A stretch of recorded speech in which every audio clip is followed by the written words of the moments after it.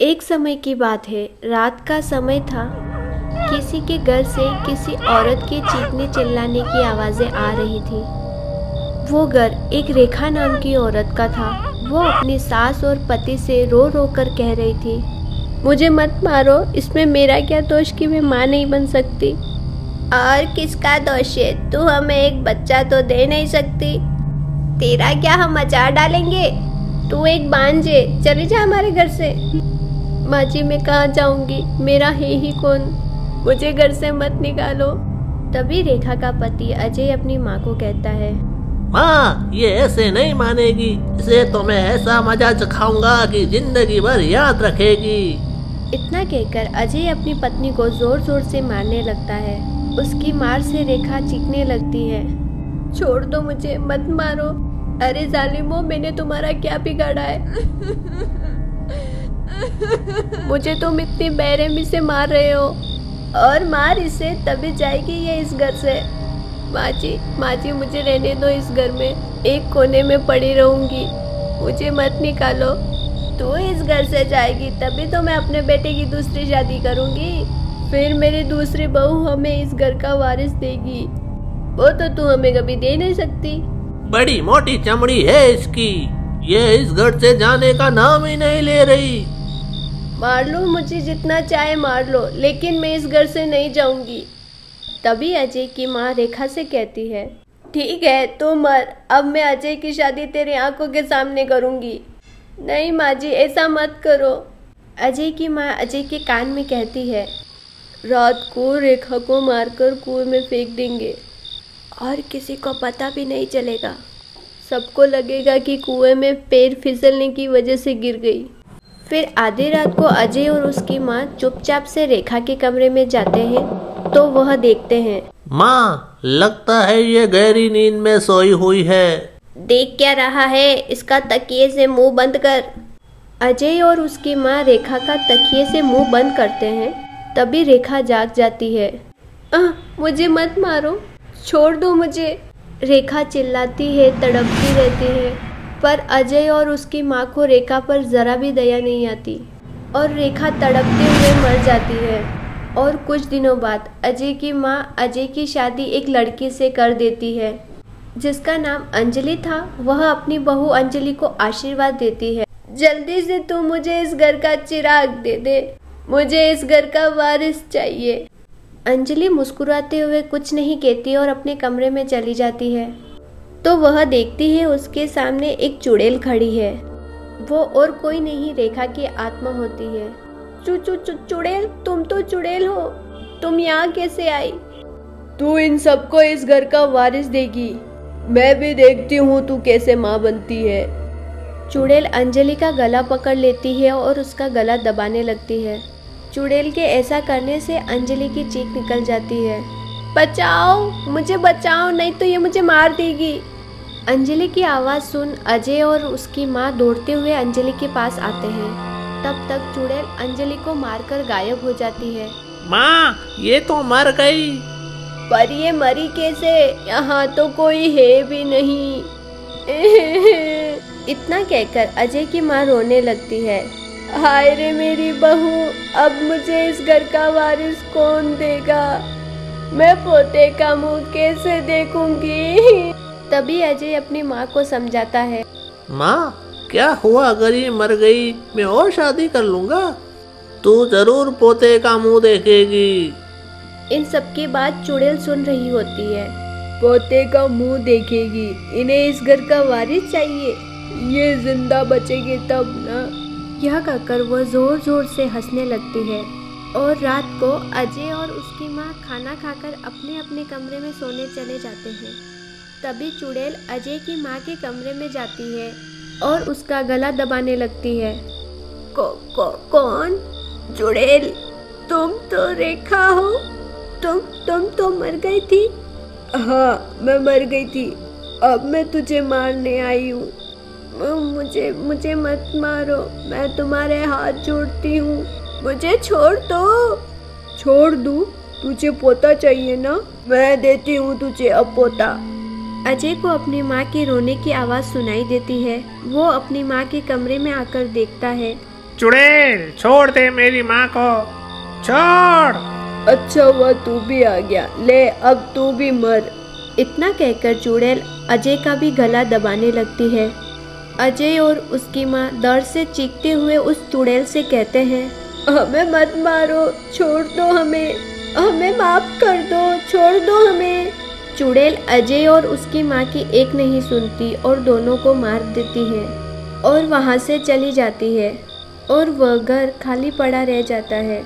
कुछ समय बाद विनय और उसकी पत्नी लता अपने 5 साल के बेटे प्रिंस के साथ किराए के घर में रहते थे।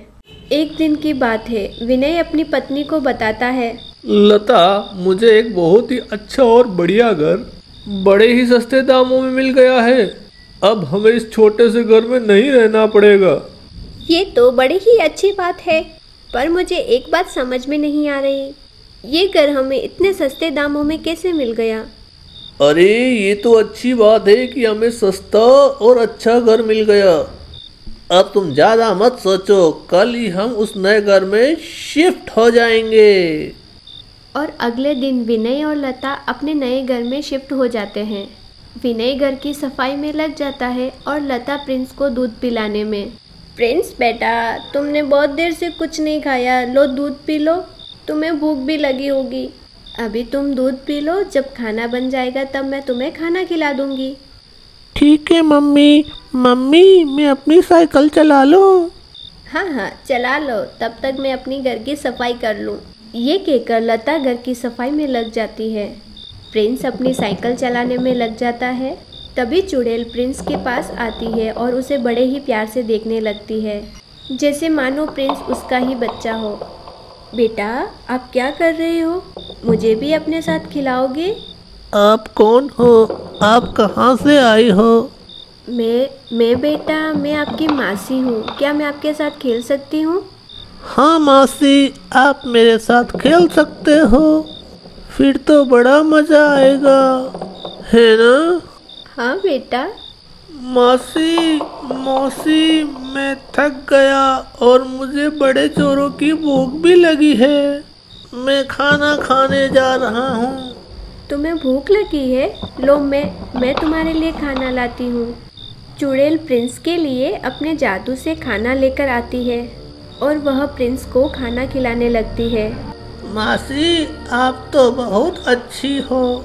ज़्यादा बातें मत बनाओ, अब जल्दी से अच्छे बच्चे की तरह खाना ख़त्म करो। चुड़ैल प्रिंस को खाना खिला रही होती है, तभी लता वहाँ आ जाती है। प्रिंस को अकेले अकेले किसी के साथ खाना खाते देख लता डर जाती है। प्रिंस बेटा, आप किससे बात कर रहे हो और आप किसके साथ खाना खा रहे हो? यहाँ तो कोई भी नहीं है। है ना, ये मासी बड़ी अच्छी है। मुझे भूख लग रही थी तो मासी ने ही मुझे खाना खिलाया और वो मेरे साथ खेलती भी हैं। कहाँ है वो? तभी चुड़ैल अचानक से गायब हो जाती है। अरे, ये मासी तो अभी इधर ही थी, पता नहीं कहाँ गई। लता प्रिंस को इस तरह की बातें करता हुआ देख डर जाती है। वह उसे पकड़कर कमरे में ले जाती है और विनय को सब बताती है। अरे, ये सब तुम्हारा वहम होगा। नहीं जी, मुझे ऐसा लगा जैसे प्रिंस के साथ कोई था, पर मुझे वहाँ कोई दिखाई नहीं दिया। मुझे यहाँ कुछ ठीक नहीं लग रहा। तुम बेकार में परेशान हो रही हो, ऐसा कुछ नहीं है, सब ठीक है। देखो, आज मैं बहुत थक गया हूँ, मुझे नींद भी आ रही है, मुझे बड़े जोरों की भूख लगी है। तुम मुझे जल्दी से खाना दे दो, मैं खाना खाकर सोऊंगा, मुझे कल काम पर भी जाना है। विनय लता की बात पर बिल्कुल भी विश्वास नहीं करता और खाना खाकर अपने कमरे में सोने चला जाता है। पर लता को तो डर के मारे नींद नहीं आ रही थी और देखते ही देखते सवेरा हो जाता है। विनय तैयार होकर अपने काम पर चला जाता है। लता प्रिंस को कमरे में बिठाकर रसोई में काम करने चली जाती है। तभी चुड़ैल प्रिंस के पास आती है। प्रिंस बेटा, आप कैसे हो? मासी, मेरी अच्छी मासी, आप कहाँ चली गई थी? मैं कब से अकेला खेल रहा हूँ। चुड़ैल प्रिंस को पकड़कर अपनी गोदी में बिठा लेती है और उसके साथ खेलने लगती है। प्रिंस को चुड़ैल के साथ खेलने में मज़ा आ रहा था। वह जोर जोर से हंसने लगता है। मासी मासी मुझे बहुत अच्छा लग रहा है। प्रिंस के जोर जोर की हंसने की आवाज़ सुनकर लता वहां आ जाती है और प्रिंस से पूछने लगती है, प्रिंस बेटा आप किससे बात कर रहे थे और इतना जोर जोर से क्यों हंस रहे थे? वो माँ, मासी मुझे गुल्ली गुल्ली कर रही थी ना। कहाँ है तुम्हारी मासी? प्रिंस चुड़ैल की तरफ हाथ उठाकर कहता है। ये है मासी, और ये बहुत अच्छी हैं। ये मुझे बहुत प्यार करती हैं, मेरे साथ खेलती हैं, मुझे खाना खिलाती हैं। पर बेटा यहाँ तो कोई भी नहीं है। ये तो रही, ये बैठी हैं। लता ये देखकर बुरी तरह डर जाती है। वह प्रिंस को लेकर कमरे से बाहर आ जाती है। फिर वह विनय को फोन करके घर पे बुलाती है। हेलो विनय, तुम घर जल्दी आ जाना और पास वाले मंदिर में जो पुजारी है उनको भी साथ लेकर आना। आखिर बात तो बताओ कि हुआ क्या है? जब आप घर आओगे तब मैं आपको सारी बात बताऊंगी। अभी मैंने आपसे जो बोला है आप वो करो। ठीक है। विनय पुजारी को लेकर घर आता है। लता विनय और पुजारी जी को सारी बात बताती है। ठीक है, समझ गया। हमें घर की शुद्धि करनी पड़ेगी। हमें चुड़ैल को यहाँ बुलाना पड़ेगा और उसके मन की बात पूछनी पड़ेगी।